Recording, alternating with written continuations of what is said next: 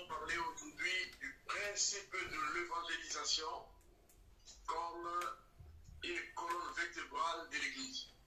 Donc, principe de l'évangélisation. Donc, notre enseignement de ce soir est intitulé le principe de l'évangélisation.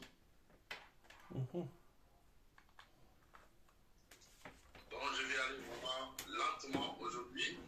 Donc, le principe de ce soir, c'est le principe de l'évangélisation. Nous allons lire deux passages de la Bible qui vont nous amener directement dans notre enseignement. Actes des apôtres, le premier texte, Actes des apôtres, Actes chapitre 12, verset 24. Actes 12, 24. Acte 12, 24, je vais lire la parole. Donc, premier texte, Acte 12, 24.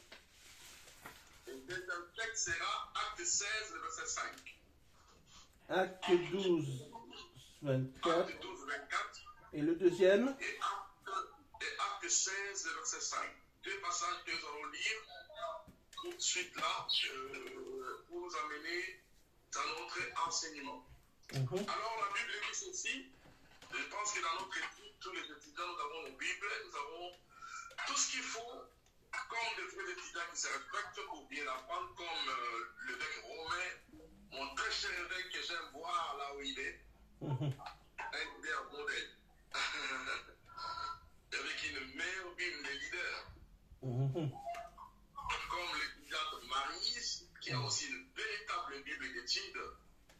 Je souhaiterais vivement être comme elle et comme évêque pour apprendre. La Bible est dans Acte 12, 24, la Bible dit: cependant, la parole de Dieu s'est répandue de pli en pli et le nombre des disciples augmentait.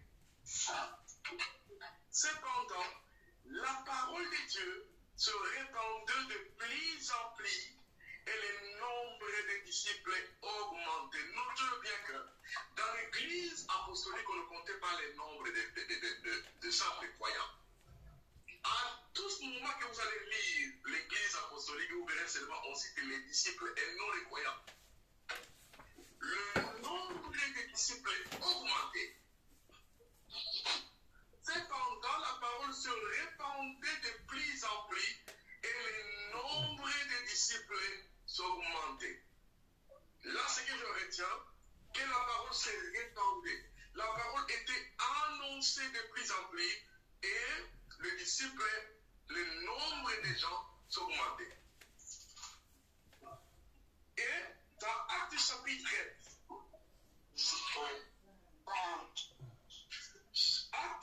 16, le verset 5, Acte 16, le verset 5, Acte 16, le verset 5, la Bible dit: les églises se fortifiaient dans la foi et augmentaient en nombre de jour après jour. Les églises se fortifiaient dans la foi et augmentaient en nombre de jour à jour. Très bien. Et on va lire encore Actes chapitre 14, verset 21 à 22. Ces trois passages sont très importants pour vérifier notre introduction à l'enseignement. Actes chapitre 14, verset 21 à 22. Je comprends pas le verset. 21 à 22. Merci. Ça va arriver en chaud. Jean-Philippe, ferme le micro de Marise. Ok.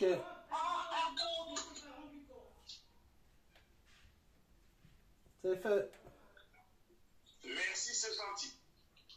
Alors, verset 21 à 22. La Bible dit: quand ils eurent évangélisé cette ville et fait certain nombre de disciples, quand ils eurent évangélisé cette ville et fait certain nombre de disciples, ils retournèrent à Lystre et à Antioche, fortifiant les esprits des disciples, les exhortant à persévérer dans la foi, disant que c'est par beaucoup de tribulations qu'il nous faut entrer dans les royaumes de Dieu.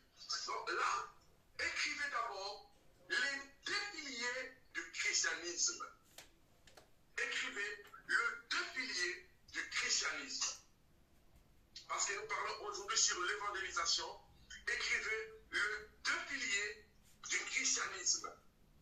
Ici, dans les deux piliers du christianisme, on parle du premier pilier, répandre la parole.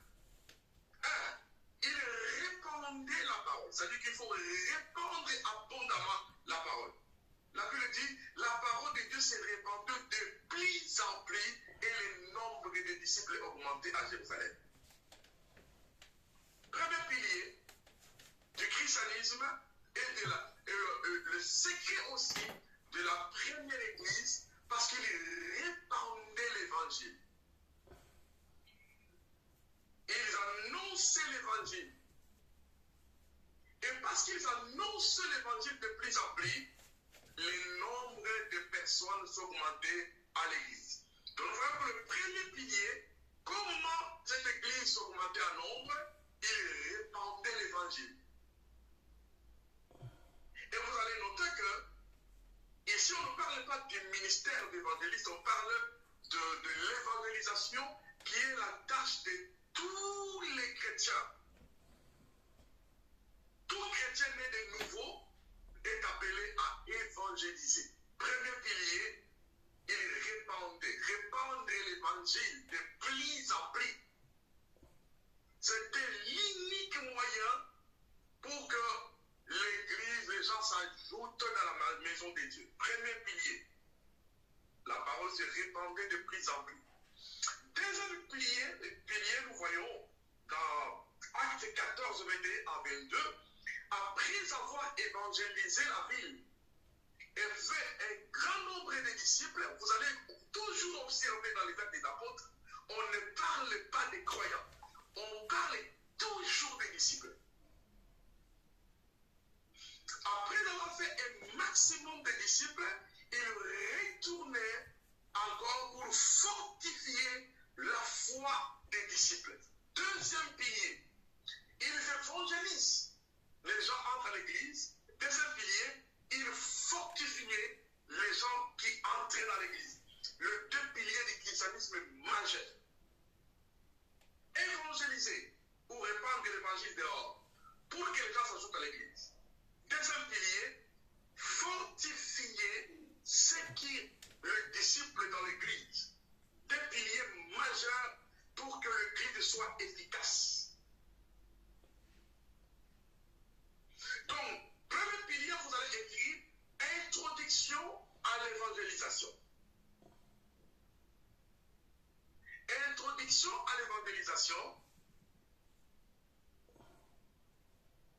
Ça, c'est petit astérisque, introduction à l'évangélisation. Deuxième astérisque, l'évangélisation dans ma vie quotidienne. Ça, c'est notre premier pilier. Introduction à l'évangélisation. Et le premier astérisque, deuxième astérisque, l'évangélisation dans la vie quotidienne.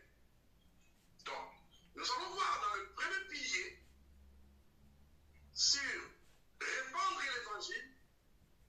C'était l'introduction à l'évangélisation. L'église primitive était une église qui évangélisait.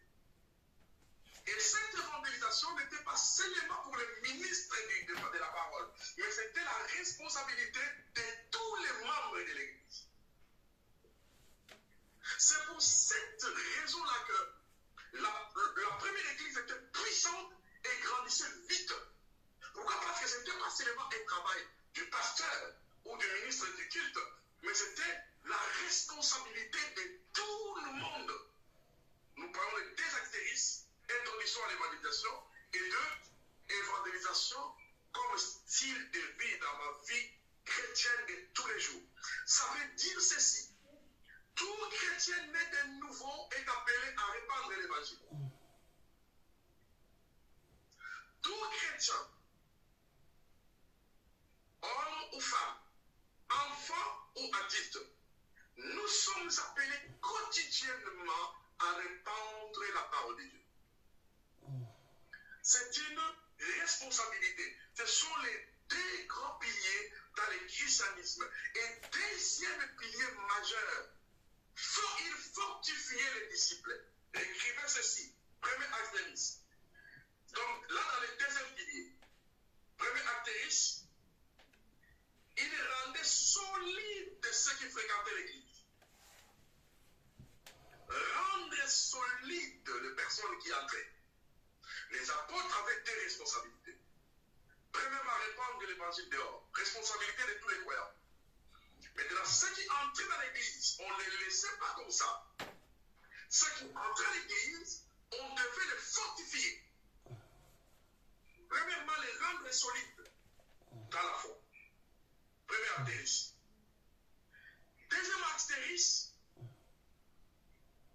les établir dans la connaissance de la parole.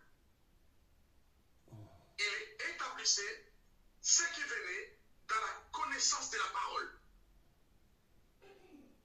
Nous avons vu ça dans Actes des Apôtres, chapitre 14, verset 21 à 22. Ils ont évangélisé la ville, ils ont fait un nombre de disciples, mais ils sont retournés pour le fortifier. Fortifier, c'est-à-dire le rendre d'abord solide dans la foi. 2. Les enseigner, les établir dans les enseignements de la parole. Troisième astérisque, les rendre capables au service de l'évangélisation.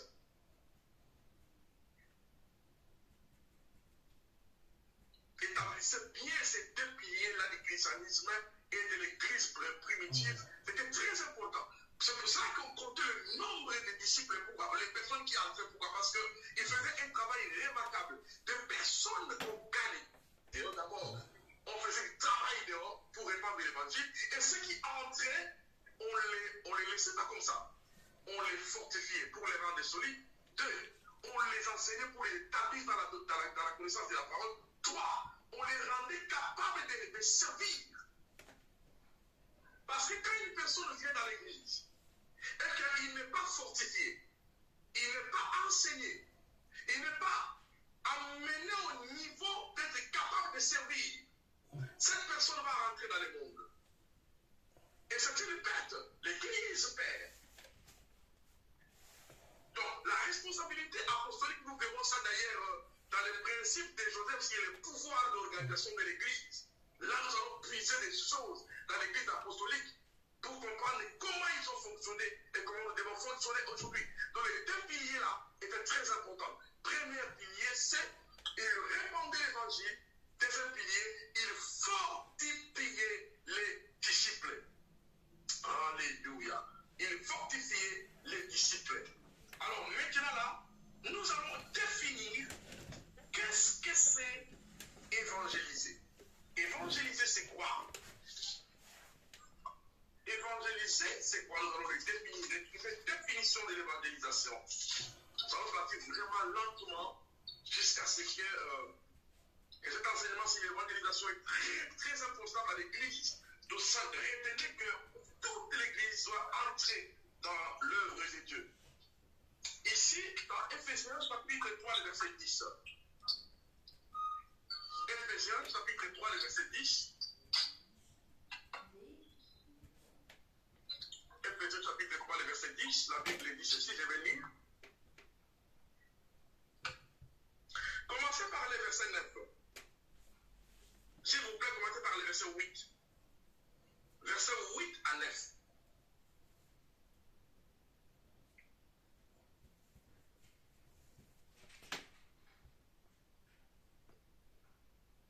À moi qui suis le moindre de tous les saints, cette grâce a été accordée d'annoncer aux païens les richesses incompréhensibles de Christ et de mettre en lumière quelle est la dispensation du mystère caché de tous les temps en Dieu qui a créé toutes les choses.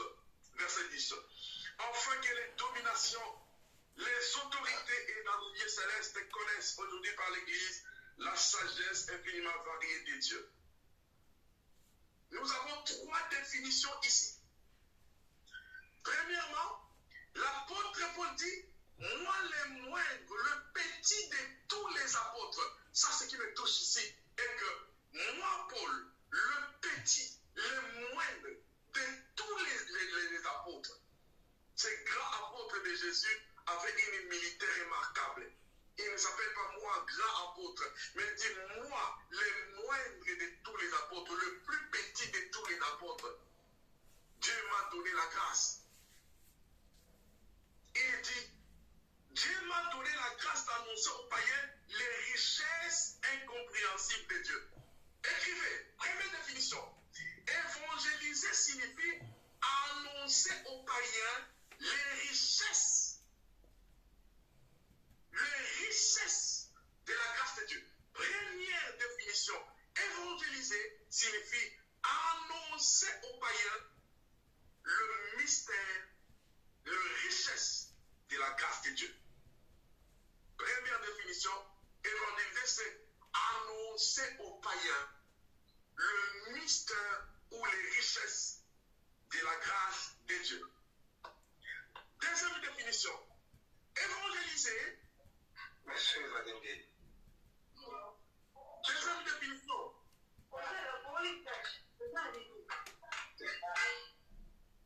deuxième définition, évangéliser, c'est mettre en lumière le plan du salut manifesté par Jésus-Christ sur la croix.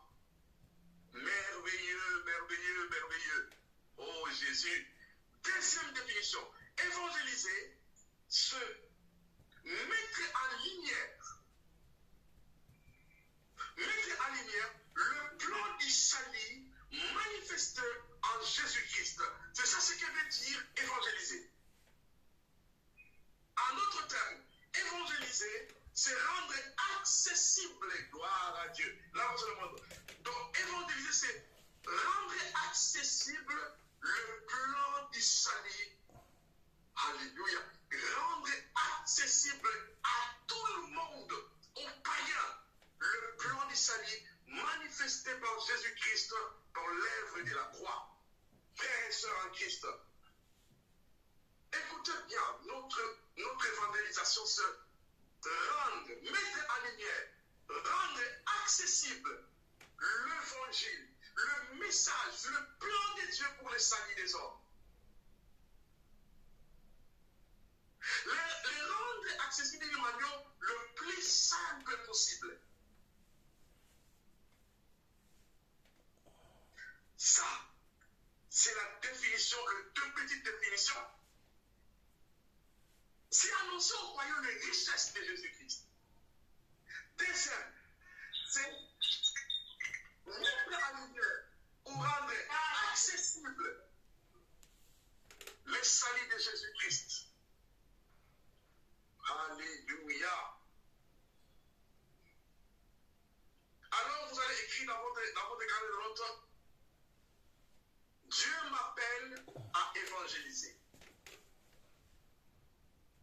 Écrivez. Dieu m'appelle à évangéliser.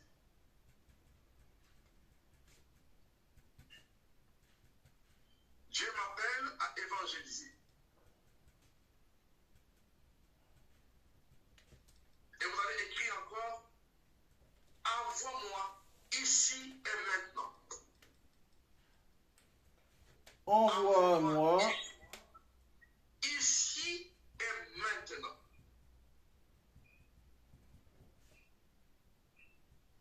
Alléluia. Gloire à Jésus. Gloire à Jésus. Alors nous allons voir quel genre de personnes que Dieu appelle à l'évangélisation. 1 Corinthiens, chapitre 1, versets 26 à 28. 1 Corinthiens, chapitre 1, verset 26 à 28. Nous allons vérifier la parole de Dieu. Alléluia. La Bible dit, considérez frères, 1 Corinthiens chapitre 1, verset 26 à 28. Considérez frères, que parmi vous qui avez été appelés, il n'y a ni beaucoup de sages selon la chair, ni beaucoup de puissants, ni beaucoup de nobles. Mais Dieu a choisi des choses folles du monde pour confondre les sages. Dieu a choisi les faibles du monde pour comprendre les fortes. Dieu a choisi des choses viles du monde celles qu'on méprise, celles qui ne sont point, pour réduire à néant celles qu'ils sont, afin que nul chair ne se glorifie. Alléluia. Regarde un peu, notez-le bien, notez bien, que Dieu n'appelle pas à lui des personnes très qualifiées, mais il qualifie ceux qu'il appelle.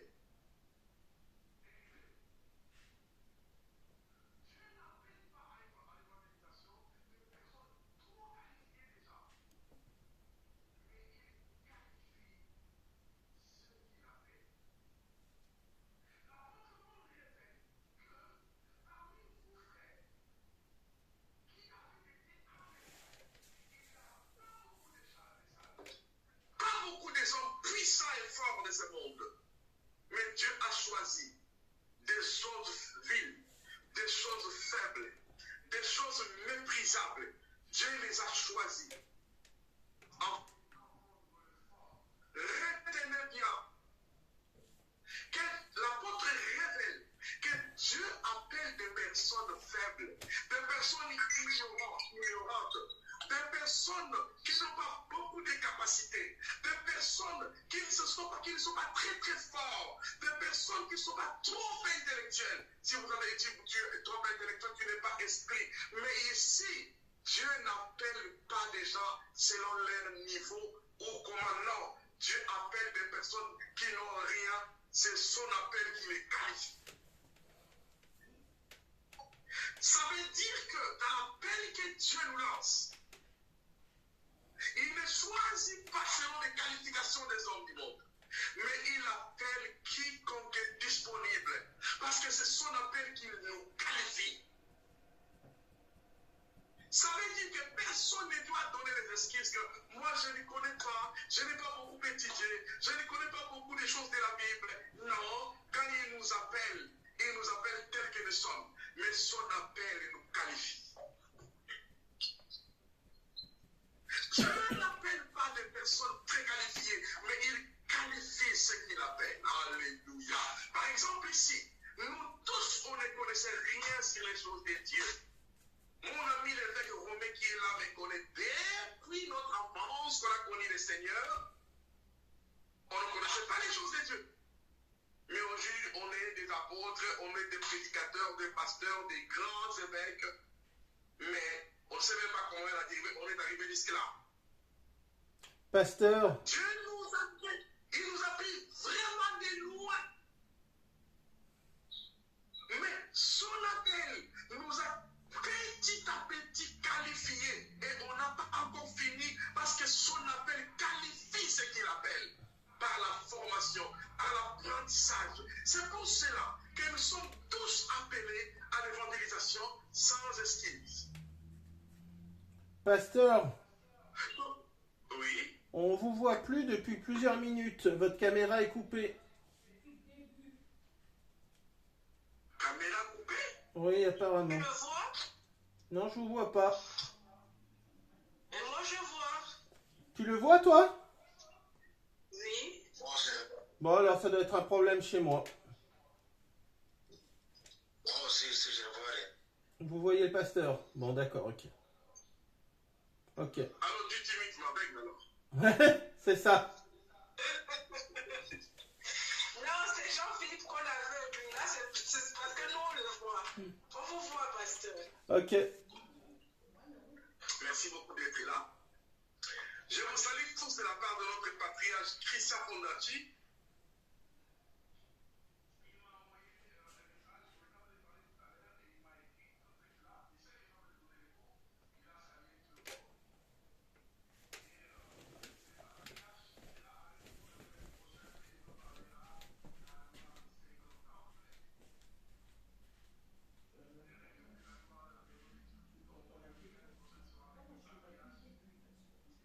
Beaucoup de tournées, mais il est là. Et le vendredi prochain, on sera avec lui. Il a des choses à nous. Gloire à Dieu. Donc, il est en train de dire que Dieu n'appelle pas des personnes trop qualifiées, mais Dieu qualifie ceux qu'il appelle. C'est pourquoi l'apôtre Paul dit que parmi vous qui avez été appelés, il y a beaucoup de sages dans la chair, beaucoup de gens puissants ou riches, mais Dieu a choisi des choses faibles, des femmes du monde, pour qu'on confondre l'effort. Ça veut dire que dans notre faiblesse, dans nos manquements, dans nos limitations, Dieu nous appelle tels que nous sommes et il nous qualifie. Ce qui compte chez Dieu, ce n'est pas notre position sociale, ou nos qualifications, mais ce qui compte chez Dieu, c'est l'investissement qu'il met en nous qui compte.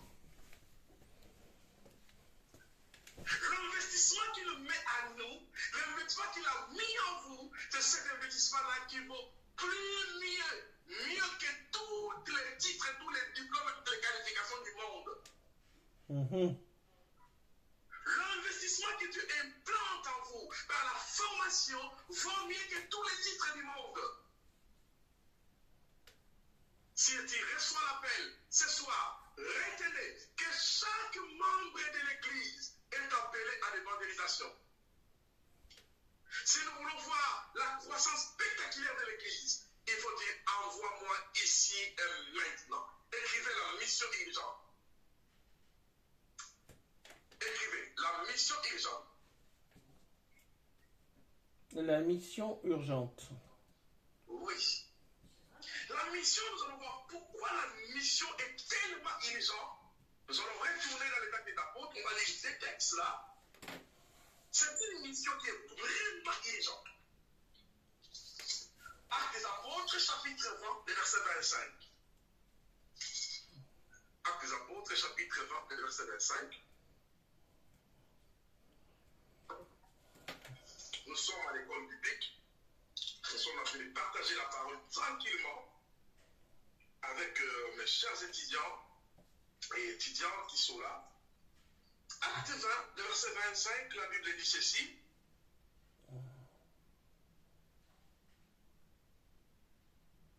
Commencez le verset 24.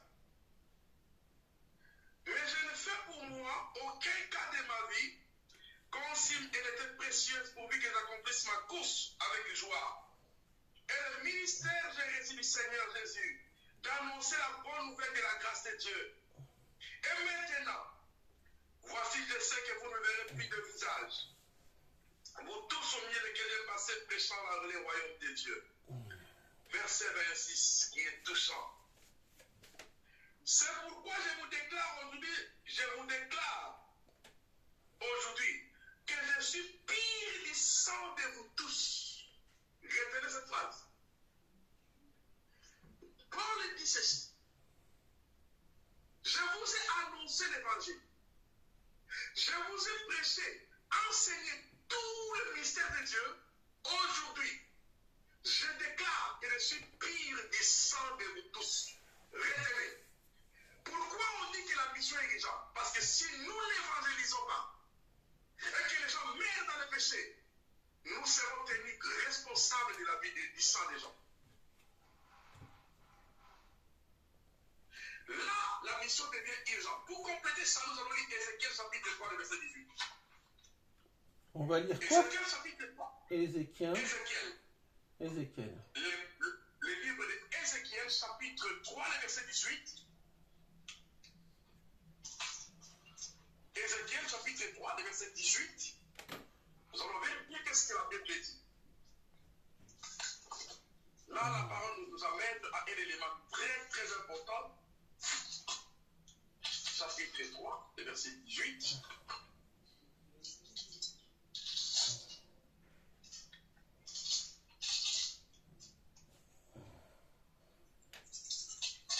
La parole dit ceci.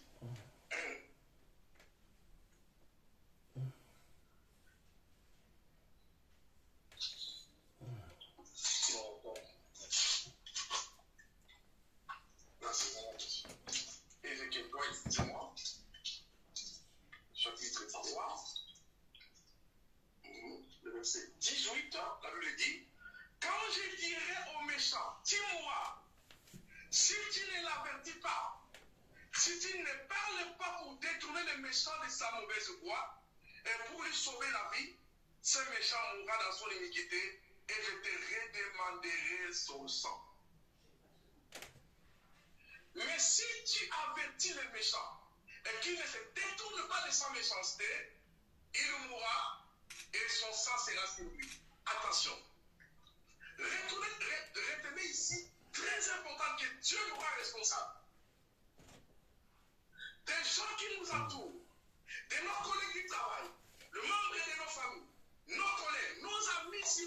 WhatsApp, nos amis sur Facebook, Dieu nous la rend les responsables. Il dit, si moi je dis que le méchant mourra, si toi tu n'avertis pas le méchant et qu'il meurt dans ce péché, je te demanderai son sang. Qu'est-ce que tu dois faire? Moi, ça c'est cadeau.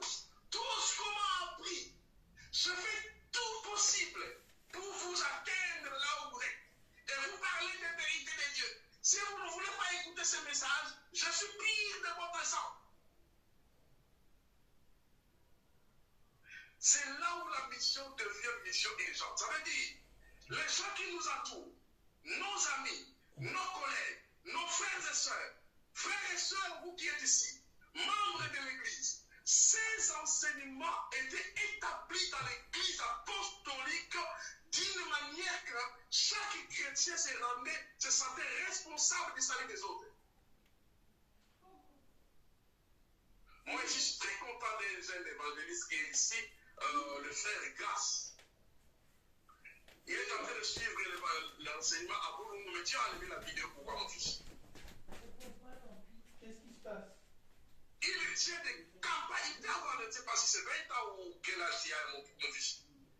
Il enseigne la vie de Boulou. Dans ce temps-là, nous sommes appelés à évangéliser. C'est pourquoi nous avons dit, évangéliser, c'est une mission urgente et envoie-moi ici et maintenant. Écrivez une autre définition encore. Évangéliser, c'est piller l'enfer pour peupler le ciel. Évangéliser, c'est piller l'enfer pour peupler le ciel. Donc nous voyons ici que la première église était puissante dans l'évangélisation collective, dans l'évangélisation en public, dans l'évangélisation en maison et aussi dans l'évangélisation individuelle. Si vous avez 10 membres, 20 membres et que chaque membre comprend sa responsabilité, la croissance de l'église sera spectaculaire. Donc nous parlons de ces choses pour comprendre que l'évangélisation était une vie quotidienne de tous les membres de l'église primitive. L'évangélisation était la colonne vertébrale de l'église primitive.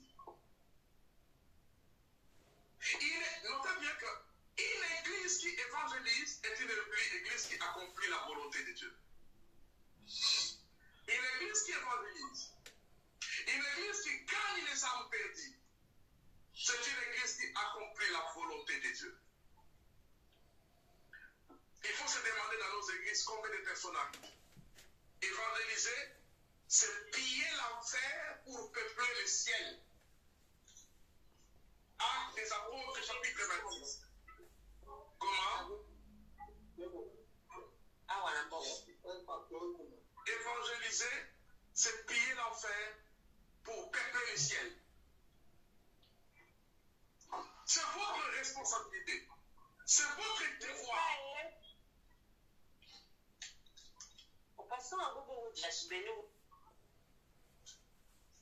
Évangéliser, c'est piller l'enfer pour peupler le ciel. Actes des Apôtres, chapitre 26. Les versets 16. Chapitre 26, le verset 16. Je vais vous dire quelque chose de très important dans ces versets-là. Verset 16, la Bible dit ceci. Mais lève-toi et tiens-toi sur tes pieds quand je suis à Paris pour t'établir ministre et témoin des choses que tu as vues et de celles pour lesquelles tu t'apparaîtrais. Je t'ai choisi du milieu de ce peuple et du milieu des païens vers qui je t'envoie. Écoute ce que le Seigneur fait.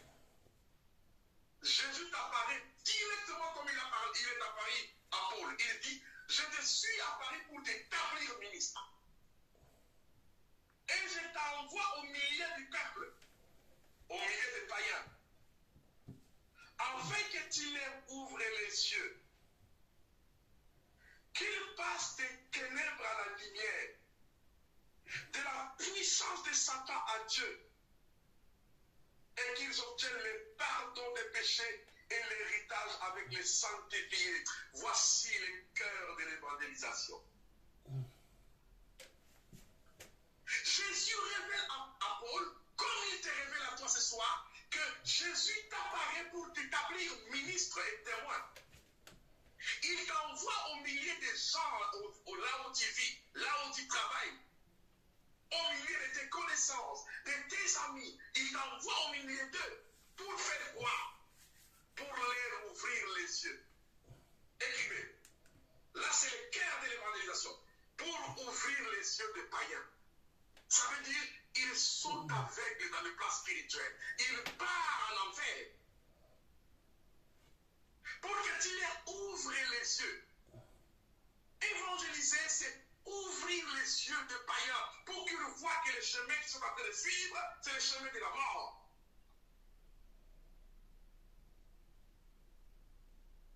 Pourquoi l'évangélisation, Jésus dit, pour qu'ils passent des ténèbres à la lumière. Jésus-Christ t'envoie pour ouvrir les yeux des gens. On ne parle pas des yeux physiques, mais des yeux spirituels. Leur ouvrir les yeux spirituels. Donc des hommes que vous voyez dans votre quartier, dans le coin, dans les magasins, partout où ils sont, Jésus-Christ les voit comme les aveugles. Et Jésus dit à Paul, je t'envoie vers ces gens-là pour que tu leur ouvres les yeux. Ça c'est un, deux, pour qu'ils passent des ténèbres à la lumière. Trois, pour qu'ils obtiennent le pardon de leurs péchés. Oh Seigneur, pour que ces hommes et ces femmes-là obtiennent le pardon de leurs péchés.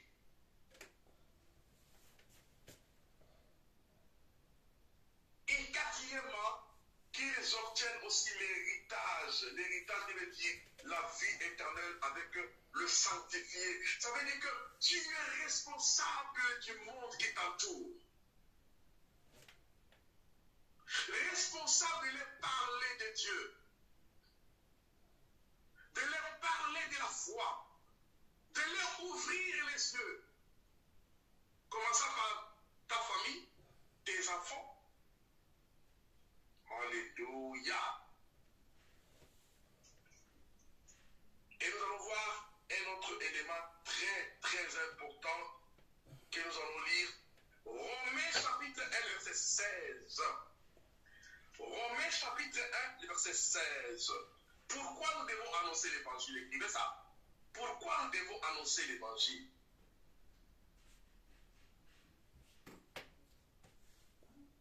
Pourquoi nous devons annoncer l'évangile et à qui devons-nous annoncer l'évangile? Romains chapitre 1, verset 16 va nous dire, nous donner la réponse. La Bible dit, Romains 1, 16, vous voyez écrit aussi 17. Car je n'ai point honte de l'évangile, car c'est une puissance de Dieu pour le salut de quiconque croit. Des Juifs premièrement et des Grecs. Parce qu'en lui est révélée la justice de Dieu par la foi et pour la foi. Selon qu'il est écrit, le juste vivra par sa foi. Pourquoi nous devons annoncer l'évangile?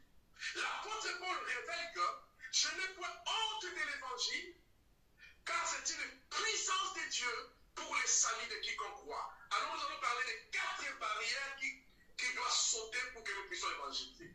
Écrivez, les 4 barrières à supprimer pour bien annoncer l'évangile. Écrivez, nous devons écarter les 4 barrières. Première barrière, la honte.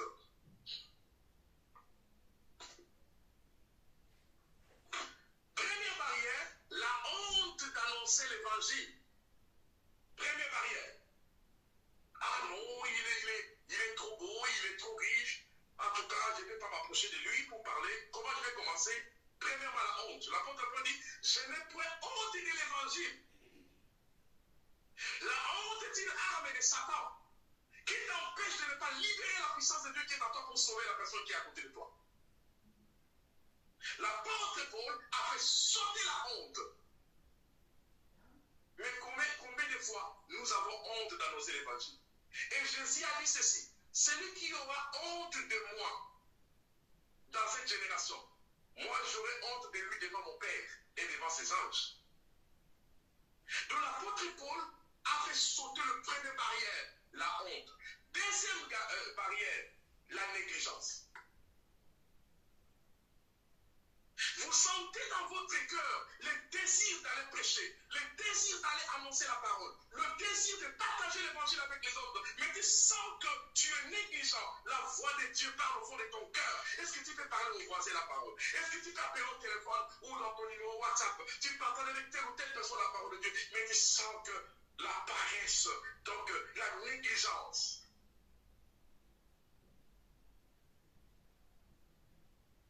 La honte, la négligence. Troisièmement, la peur.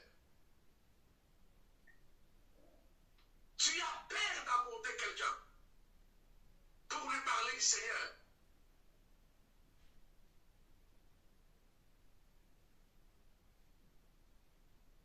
Et quatrième barrière qui doit sauter.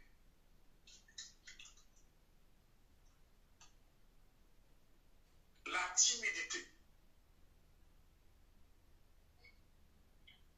La vérité est que ce n'est pas l'esprit de froideur que Dieu nous a donné, mais c'est un esprit de puissance et de force. Dieu nous a donné l'esprit de puissance et de force.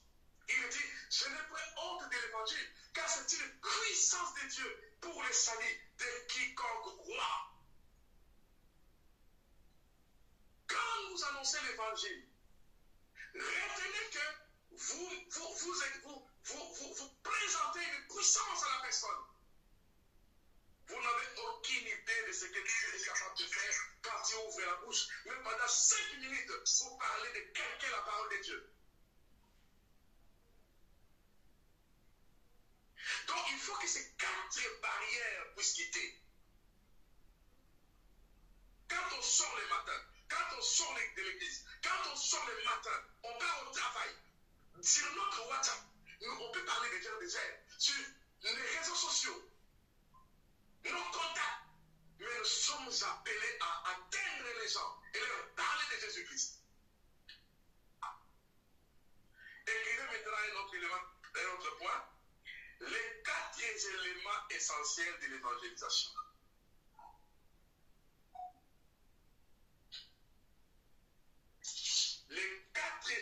Tu peux écrire les 4 fondements essentiels de l'évangélisation.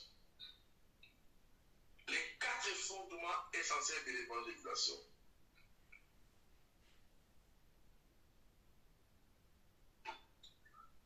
Premier élément, évangéliser, c'est aimer les hommes tels que Dieu les aime.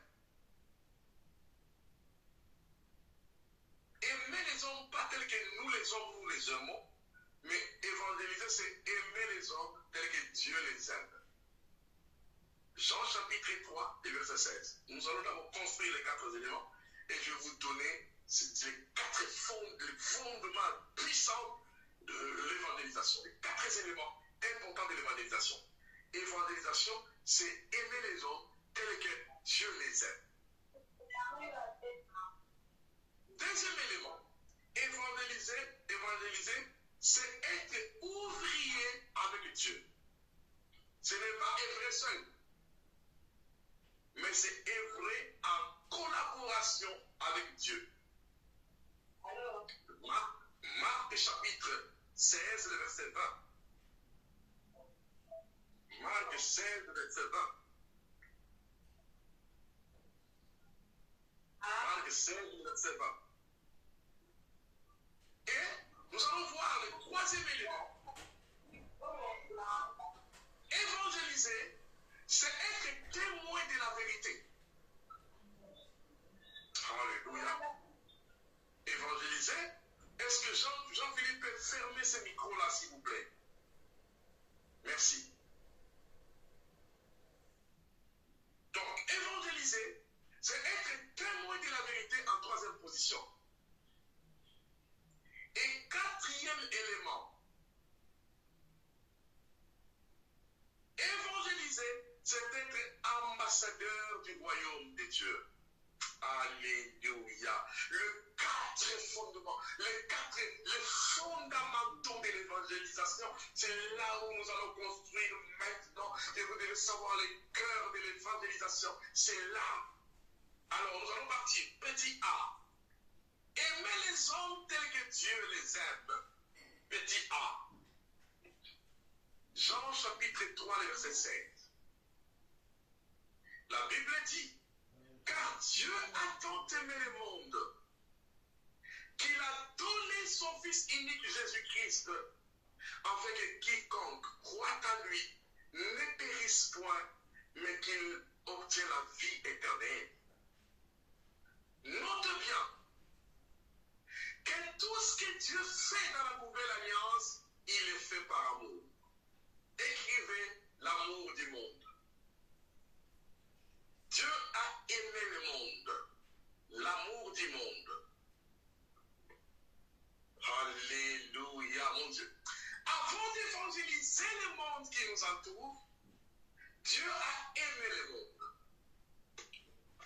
Et nous, les évangélistes, vous et moi, les étudiants ce soir, nous sommes appelés à évangéliser. Vous ne pouvez pas évangéliser ce que vous n'aimez pas. Notons bien que dans la nouvelle alliance, tout ce que Dieu fait, il le fait par l'amour agapé, l'amour inconditionnel, l'amour divin, l'amour du monde. Quand on parle de l'amour du monde, on parle des hommes que Dieu a créés à son image. Dieu a aimé le monde, il a donné son Fils. Avant d'évangéliser, vous devez sentir en vous l'amour des hommes et des femmes que Dieu a créés. Tout ce que Dieu fait dans la nouvelle alliance, Dieu le fait par amour. Notons bien que l'amour est une colonne vertébrale qui oriente les actions de Dieu.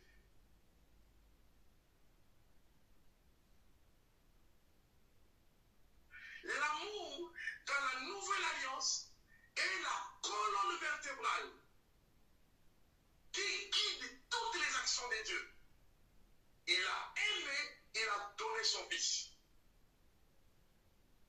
Et la Bible dans 1 Jean, que l'amour de Dieu est rempli dans nos cœurs par le Saint-Esprit. Le Saint-Esprit remplit les cœurs des enfants de Dieu. Quand tu as l'amour de Dieu en toi, tu sentiras au plus profond de ton cœur l'amour de ton voisin, l'amour des hommes, l'amour de l'humanité.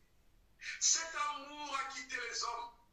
Cet amour du prochain, du voisin a quitté l'Église. Donc comprenez que évangéliser, c'est aimer les hommes tels que Dieu les aime. Notons bien que l'Église est la maison de l'amour agapé. Dans la pensée de Dieu, Dieu a voulu que l'Église existe pour que cette Église soit la maison de l'amour agapé. Alléluia.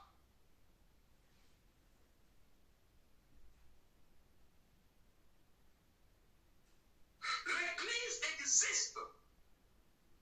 Le christianisme, c'est une doctrine d'amour divin. Tout ce que Jésus a fait sur la terre, il l'a fait par amour.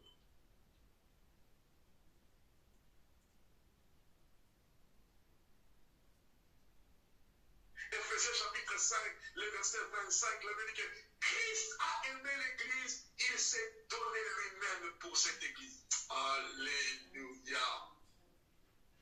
Christ a aimé l'Église, il s'est donné lui-même pour l'Église. L'Église l'église, c'est la maison de l'amour. Quand quelqu'un quitte l'extérieur, il vient dans l'église. Ce qui doit colorer l'église de Jésus doit être le reflet de l'amour de Dieu pour les humains. Premier élément parmi les 4 éléments, l'amour, aimer les hommes tels que Dieu les aime. Et l'apôtre Paul va répondre ça dans 1 Corinthiens chapitre 12. 1 Corinthiens chapitre 12. Chapitre 12. Il va dire, sur l'amour, il va dire, il va parler sur les dons spirituels, mais en bas, il va dire, si j'ai les dons de la foi, jusqu'à faire déplacer les montagnes, si je n'ai pas l'amour, cela ne sert à rien.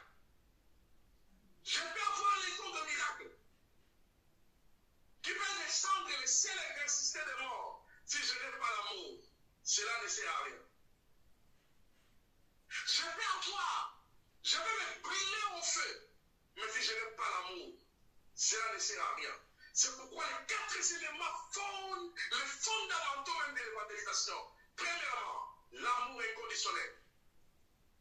Tout ce que Dieu fait, il le fait par amour. Pour évangéliser, il faut aimer les hommes. L'amour de Dieu au fond de votre cœur. Parce que tout ce qui est fait par amour glorifie le Père. Mais tout ce qui se fait, quelle que soit sa grandeur et sa puissance, si ça se fait sans amour, c'est rejeté par Dieu. Et l'apôtre va le dire, il va dire que les dons cesseront, les prophéties s'arrêteront, la prédication s'arrêtera, mais l'amour ne périra jamais. L'amour est la colonne vertébrale dans l'exercice de l'évangélisation. Aujourd'hui, l'amour divin a quitté l'Église. Cet amour que Jésus a dit, il y avait 10 commandements, mais moi je vous dis simplement en 2. Tu aimeras l'Éternel ton Dieu de tout ton cœur, de toute ton âme, et tu aimeras ton prochain comme toi-même. Écoutez bien, nous devons prier pour que l'amour véritable retourne à l'Église. Nous devons prier parce que le diable a brisé la colonne vertébrale de l'Église, qui est l'amour véritable, l'amour de Dieu, l'amour qui pardonne, l'amour qui aime l'autre, l'amour qui aime se donner pour les autres, cet amour pour l'Église. Jésus-Christ d'ailleurs réclame.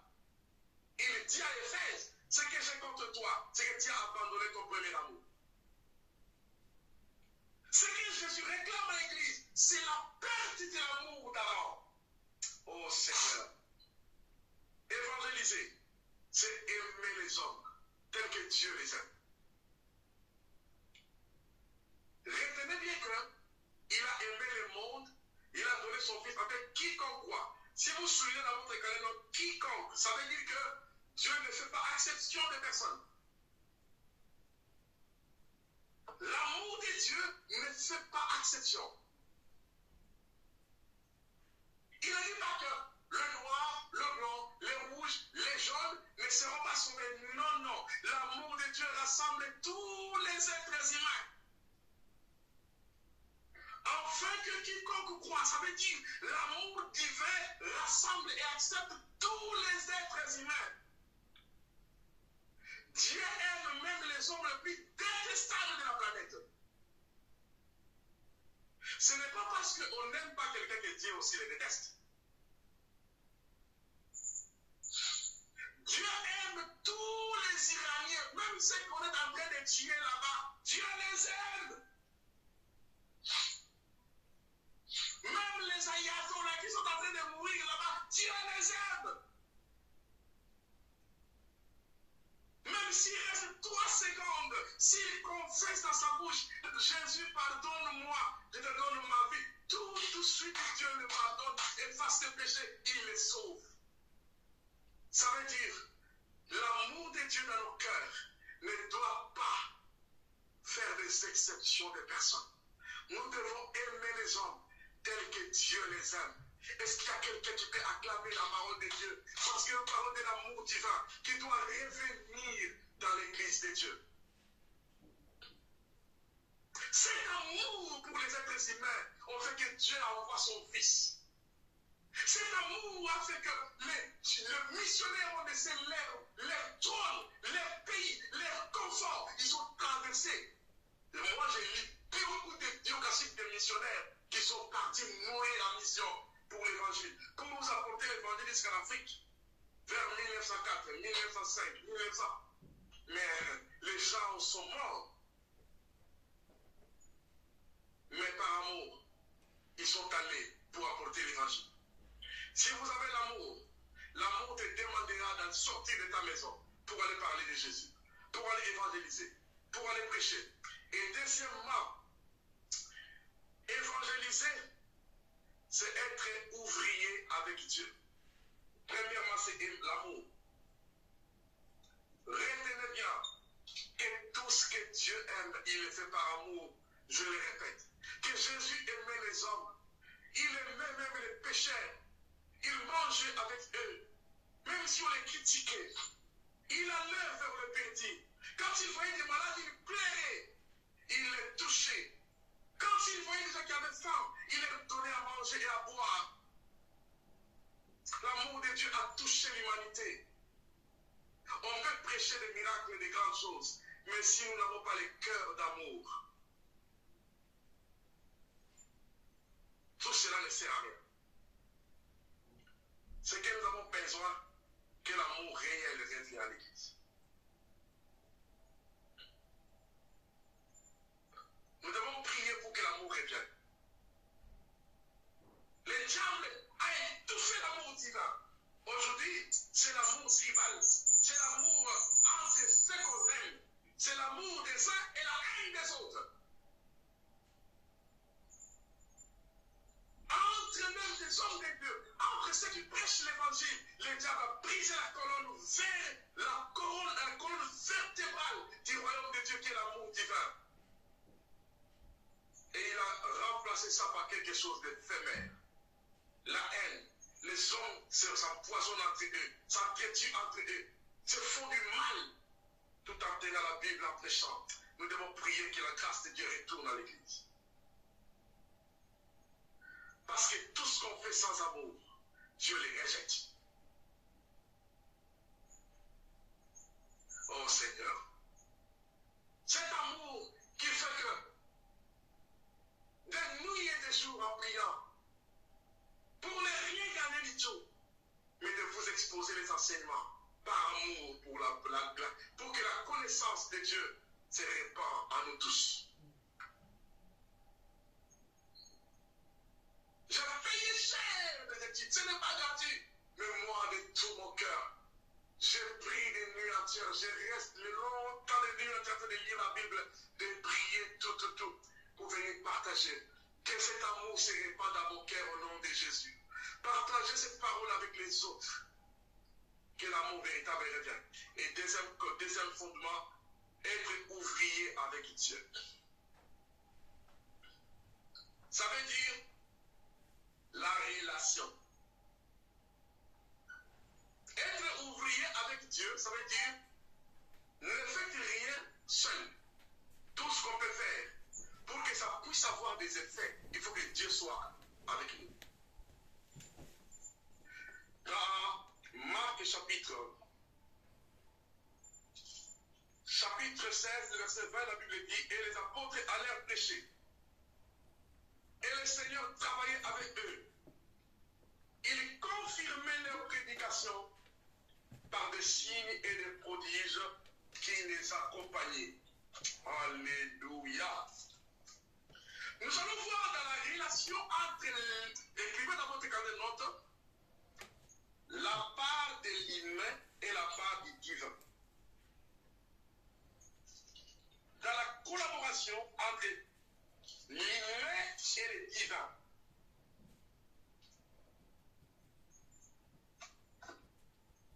Donc là, nous voyons d'abord la collaboration entre le divin et l'humain dans l'évangélisation. Une parfaite collaboration entre le divin et Actes chapitre 8. Nous allons voir ça. Actes des apôtres chapitre 8.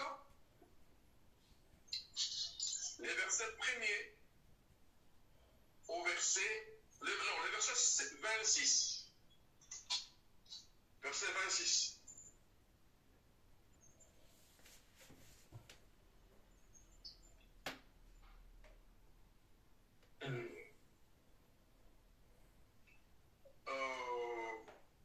Commencez par le verset 29. Non, attends, le verset 26, la Bible dit: un ange du Seigneur s'adressa à Philippe, lui dit: lève-toi et va du côté du midi sur le chemin qui descend de Jérusalem à Gaza, celui qui est désert. Il s'éleva et partit.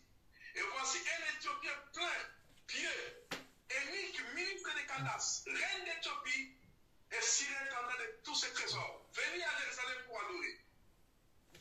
Ça retournait assis sur son char et lisait le prophète Ésaïe. L'Esprit dit à Philippe: avance et approche-toi de ces chars. Écrivez là-bas. Écrivez d'abord dans l'obéissance. L'humain est appelé à obéir. L'humain doit obéir.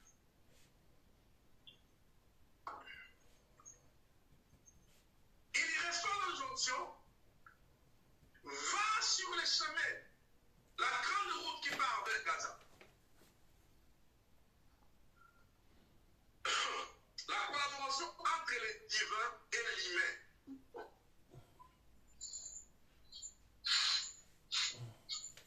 L'obéissance. L'humain est appelé à obéir à la direction divine.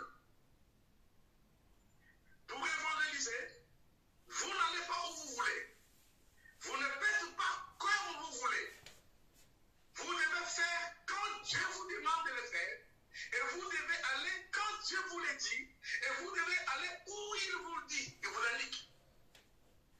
Dans le service de l'évangélisation, ce qui est très important, ce n'est pas parce que je dois évangéliser que je dois évangéliser n'importe comment. Vous devez évangéliser en écoutant l'orientation de Dieu. Et si nous voyons, le diacre Philippe est à Samarie en train de tenir des grandes réunions publiques. Mais il reçoit l'injonction de la part de l'ange du Seigneur, qui lui dit: quitte la réunion que tu fais, va maintenant sur un boulevard désertique. Pourquoi faire? Moi, je suis occupé en train de prêcher le but. Non, il n'a pas dit ça. Il a simplement obéi. Il se retrouve dans un endroit seul, en plein midi, où il n'y a personne qui passe. J'étais dans la ville de Rouen, là où se trouve mon cher Jean-Philippe, ma très chère Maryse, avec la servante de la Scott dans cette meilleure ville. J'étais là en train de faire le pastoral là-bas. Un jour, j'ouvre la porte de l'église, j'étais toute seule. Il n'y avait personne dans le désert. Un ange du Seigneur m'est apparu.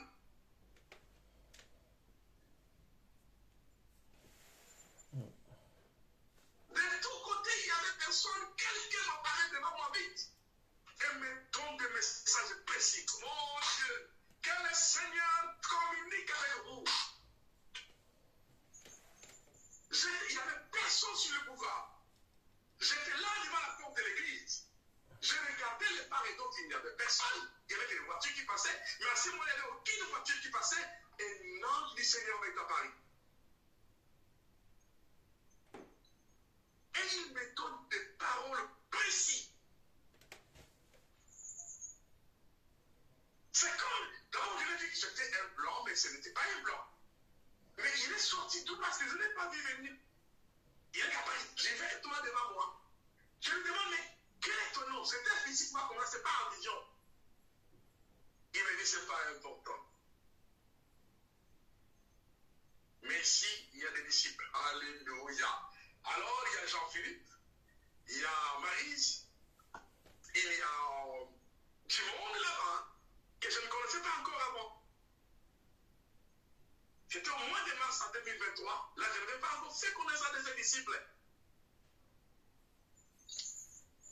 Et le Seigneur envoie son ange pour me donner un message. seul dans les bourbas devant la porte de l'église. Je faisais les pastorales là-bas. Et il me dit des choses. C'était exactement comme Philippe. Donc, le diacre Philippe voit l'ange qui lui dit, va là-bas. Et quand il part, mes frères, j'ai fait l'expérience de l'apparition des anges devant moi, même pour venir en Europe. Un ange est entré dans ma chambre. Il m'a montré la ville de Matadi. Et il m'a montré Paris. Va à Matadi, je t'amène à Paris et je vais te former. Je dis à mes amis, Dieu m'envoie à Paris, il a envoyé son ange. Oh Seigneur, il a accompli sa parole. Je n'avais rien. Je dis à mes amis, allez m'acheter 2 billets de bus, je pars à Paris. Tout le monde s'est moqué de moi, disait, toi tu es un véritable malade, madame, tu es malade. À Paris, on part à l'aéroport international d'Enchili, mais toi tu prends le voie contraire, tu prends le bus pour aller dans une petite ville montagneuse, mais tu vas mourir là-bas. Je pars dans cette ville.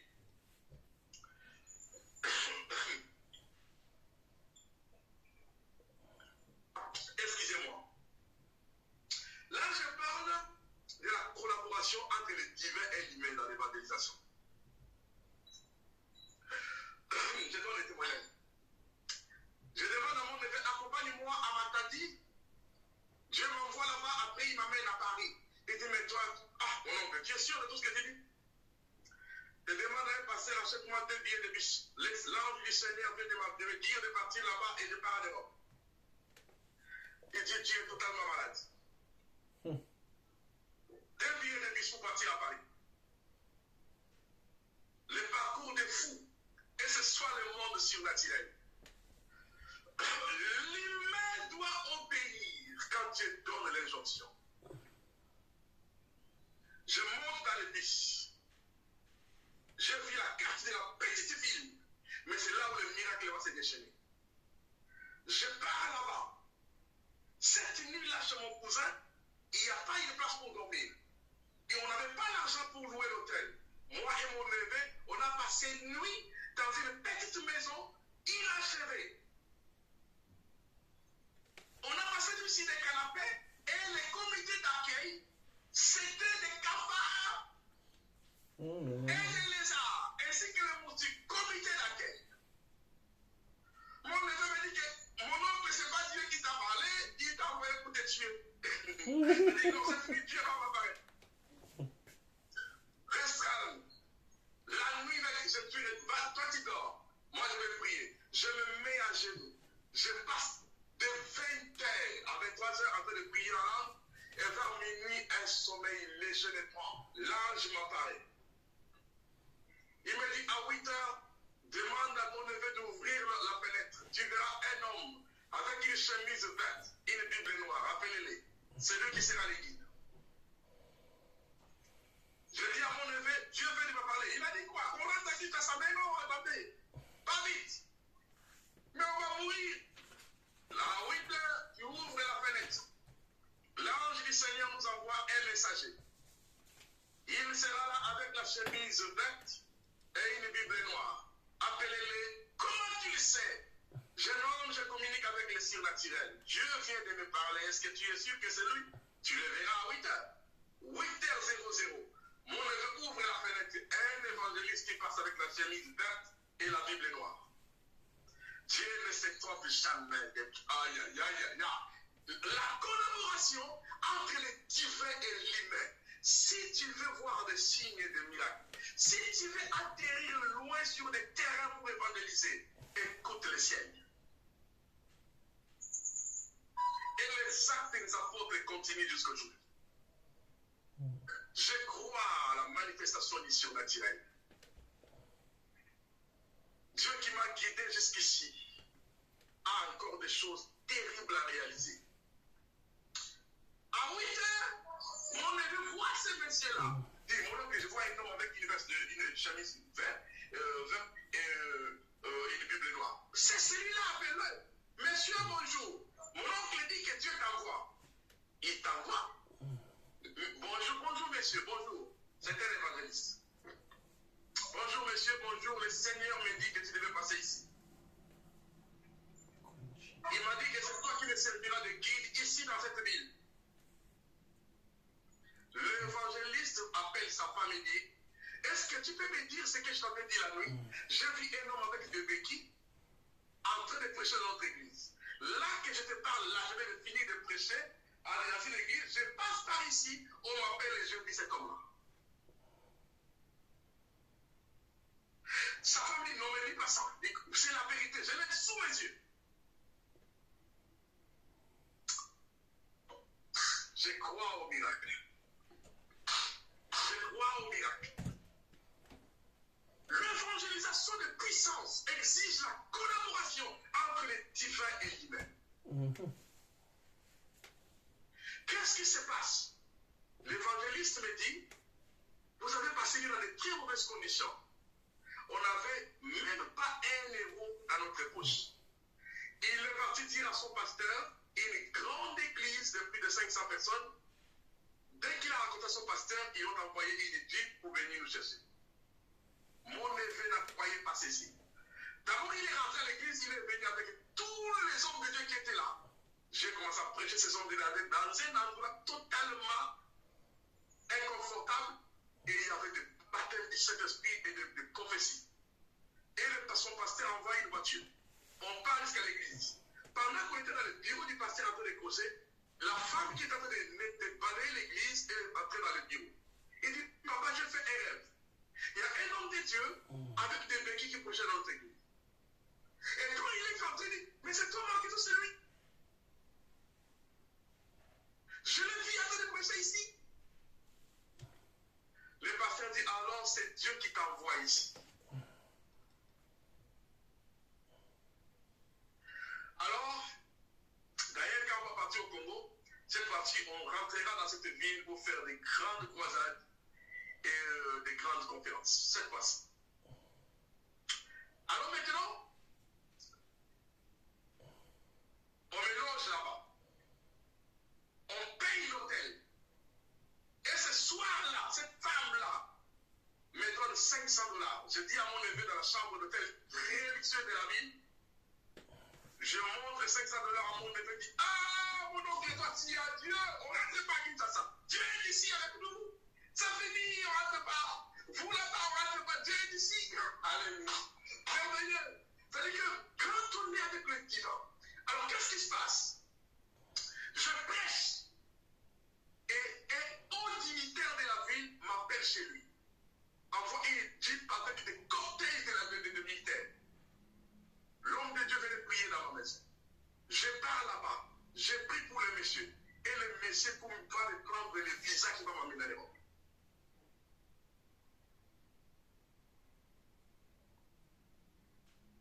Il a ouvert des portes que je ne pouvais pas imaginer. Et quand j'étais dans l'avion en route vers l'Europe, j'ai compris que si tu collabores avec les divins, tu atterriras loin. Évangéliser, c'est être ouvrier avec Dieu. Philippe est allé dans un endroit désert. Il n'y avait personne. Quelque temps après, il voit un homme avec 6 chars. Après de lire le livre d'Ésaïe. Quand il arrive, l'Esprit lui dit, avance vers ses chars. Il prêche un ministre. Et c'était la grande porte qui s'ouvrait pour le salut de l'Afrique. L'énigme éthiopien est le premier Africain à amener le salut en Jésus en Afrique.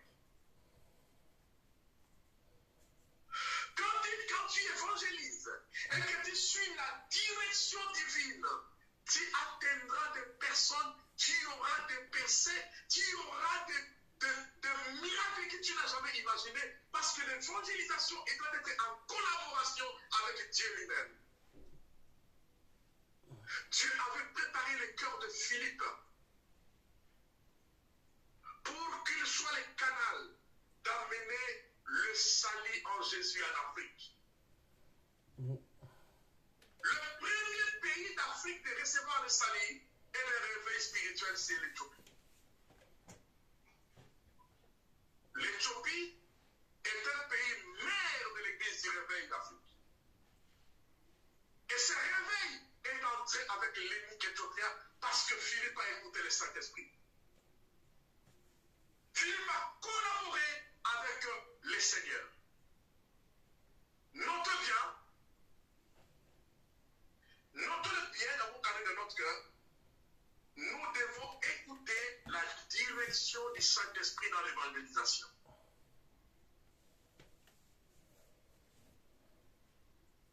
Parce que si on écoute la direction du Saint-Esprit, l'œuvre que nous faisons,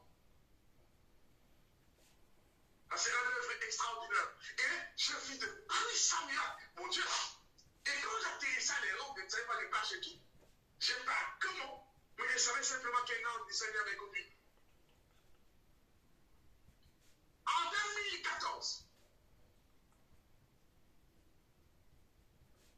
pendant l'hiver 2014, je venais à peine d'arriver en Europe, en France, il y avait l'hiver. La chute des neiges était formidable. Des travailleurs qui viennent travailler chez moi, qui font le ménage, qui font les courses, qui poulinent, tout là, ils ne pouvaient pas venir parce qu'il y avait la neige. Et je n'avais rien à manger, je n'avais pas de population depuis 3 jours. J'avais faim et je n'étais pas en gêne. J'étais faible le 3e jour. Je n'avais rien à manger. Je me suis prosterné. Je priais, Seigneur, tu m'as amené ici. Alors, opère ainsi. Quelque temps après, l'ange du Seigneur est entré dans ma chambre, a posé sa main sur moi. Une lumière est entrée. Quand tu commences à entrer dans les dimensions surnaturelles, faites attention, ta foi va changer. Ta façon de voir les choses va changer. Et je prie ce soir que vos yeux spirituels s'ouvrent. Que vos oreilles spirituelles s'ouvrent. Je vous raconte des choses vraies. Je suis une personne lourdement handicapée, mais des défis sans limite pour atteindre des différents. J'ai beaucoup prêché en Europe. À peine arrivé, j'ai cyclé plus ou moins de 27 pays d'Europe pour prêcher. J'ai atterri dans des endroits où je n'imaginais pas pour proclamer la puissance de Jésus. Oh mon Dieu! Et dans peu de temps avec mon père, l'apôtre Christian Fondatier, on va voyager aux Amériques, dans des différents coins pour bombarder l'évangile de Jésus-Christ. Dieu a des grands projets, Korabashata.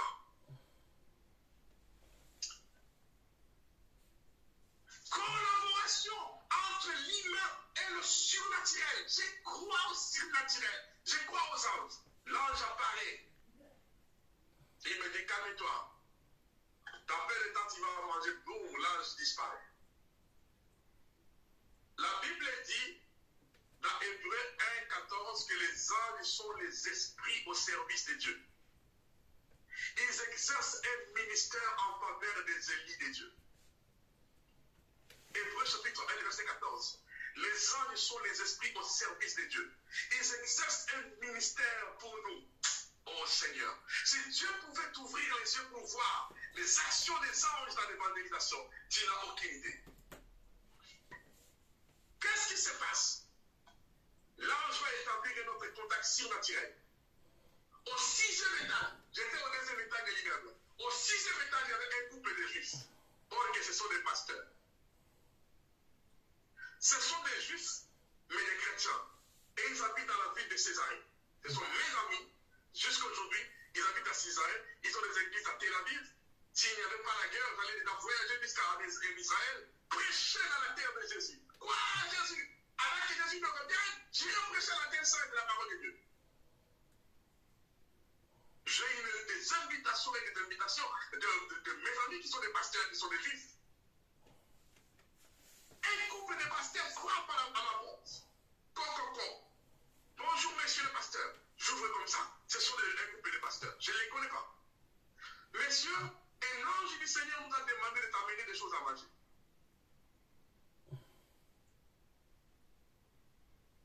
Des poulets rôtis, du pain, un panier plein de provisions. Dès qu'ils sont entrés, ils m'ont laissé. Frère, si vous suivez la direction divine, il y a la provision. Fermez les micros, s'il vous plaît.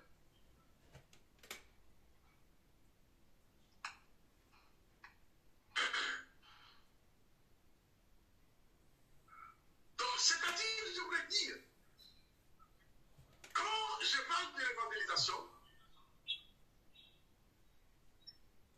il y a un micro qui n'est pas fermé, il y a des micros de l'hôpital. Mais je vois. Franchement, ils sont tous fermés, pasteur. Hein.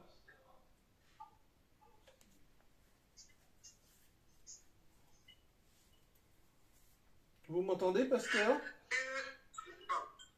Oui. Je vous dis que les micros sont fermés. Hein. C'est votre micro Jean-Philippe qui n'est pas fermé. Oui. Comment je communique avec vous autrement? Je t'y vais parler. Ok. Je ferme. Si je te donne la parole, là, tu... Attendez. Alors, à partir de ce moment-là, ce couple de juifs est entré dans ma maison. Ils ont déposé beaucoup de nourriture.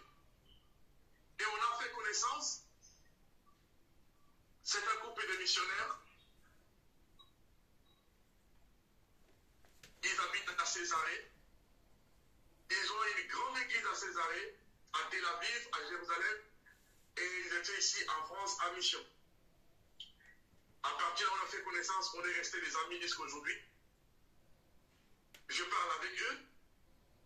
Ils m'ont invité plusieurs fois, mais avec l'instabilité qui règne au Moyen-Orient, on ne peut pas partir tout de suite pour ne pas croiser des bombes dans l'avion. Donc, c'est comme ça qu'on ralentit, mais on est en contact et nous pourrons les évangéliser prochainement. Donc, comment dire ceci? Dans les services d'évangélisation, il est important de collaborer avec Dieu. Dieu te dira, va à gauche, va à droite, va évangéliser. Tu peux rencontrer quelqu'un, Dieu te dit, prêche cette personne.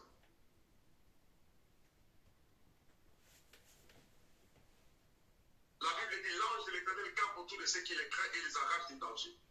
Je vais donner notre témoignage de collaborer avec Dieu. Dieu peut te parler de beaucoup de dangers. J'habitais le 11e arrondissement de Paris, à côté du Bataclan, en 2015. Vous savez ce qui s'est passé, le massacre de Bataclan, où les terroristes ont tué des journalistes de Charlie Hebdo. Il y avait à côté un café où je partais faire la lecture de mes livres, au moment libre, c'est juste à côté où j'habitais. Je partais lire mes livres là-bas et prendre des cafés dans le temps libre. Ce jour-là, je voulais sortir, je fais un rêve, et l'ange du Seigneur me dit, ne pars pas là-bas. Va dans telle ville, va prêcher dans telle famille. J'appelle son direction, j'appelle mon chauffeur qui m'amène là-bas, et j'apprends ce soir-là que là où je pars, prendre les cafés, lire mes livres, juste à côté, il y a eu un massacre, et même des personnes qui dans les cafés ont été touchées. Waouh! Dieu venait de m'épargner des drames. Quand vous collaborez avec Dieu, il y a des bénédictions et il y a des suivis. Que le Seigneur vous bénisse beaucoup sur l'évangélisation, mais retenez que l'évangélisation, c'est la mission, c'est le mandat. Écrivez la dernière phrase pour finir. Évangéliser, c'est le mandat de Jésus-Christ.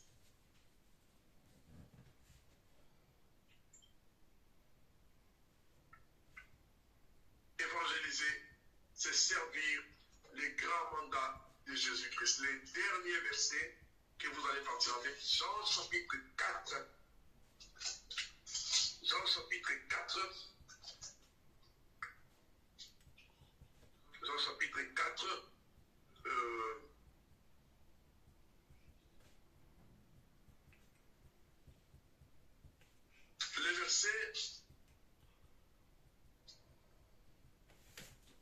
Les versets 23 à 24.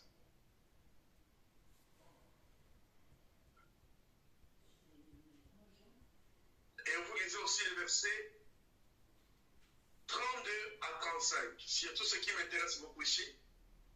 Verset 35, la Bible dit,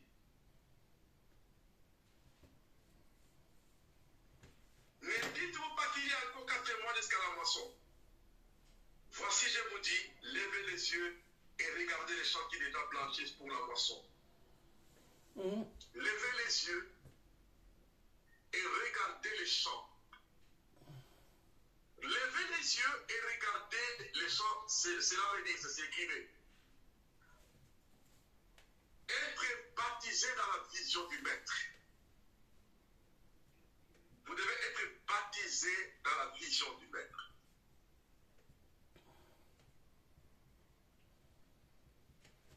C'est-à-dire voir comme le Maître voit. Quand tu vois comme le Maître voit, tu feras comme le Maître fait. Les apôtres de Jésus étaient des apôtres titans à côté de Jésus et ils regardaient le pain et la viande, les titres des apôtres. Mais Jésus voyait la moisson. Il va leur dire, levez les yeux et regardez la moisson. C'est-à-dire que Jésus voulait attirer l'attention des apôtres de voir à la même direction que lui. Pour évangéliser, nous devons tous ensemble être baptisés dans la vision, voir l'évangélisation, voir les champs comme Jésus le voit. Amen. Jésus a dit, aucun disciple n'est plus grand que son maître. Mais si le disciple est bien formé, il sait encore son maître. Ça veut dire que le maître voit les champs. Vous devez voir les champs. Nous devons travailler chaque jour. La moisson, ce sont des hommes et des femmes qui sont dehors et qui ont besoin du salut. Que Dieu vous bénisse beaucoup pour sa parole au nom de Jésus. Acclamons la parole pendant que je laisse la parole. Je ne sais pas s'il y a une question, mais je laisse la parole à notre évêque de prier pour notre enseignement de ce soir et à vous tous les étudiants. Donc je laisse la prière à l'homme de Dieu. Ensuite, je vous donnerai des communiqués et on va se séparer.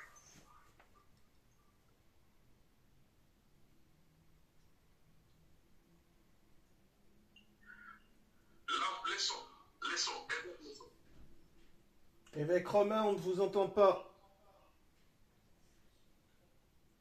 Toujours ce problème. Ok, d'accord. Bon, je voulais demander, est-ce qu'il y a quelqu'un qui a une question? Tu as une question? Avant que, comme la voix de l'homme, son micro a un petit souci, c'est pas grave.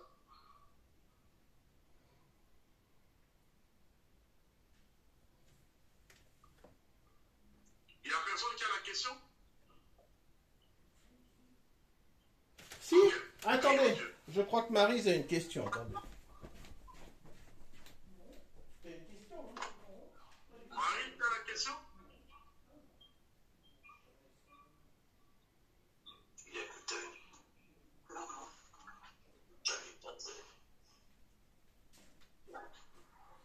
Aucune question. Ok, prions Dieu.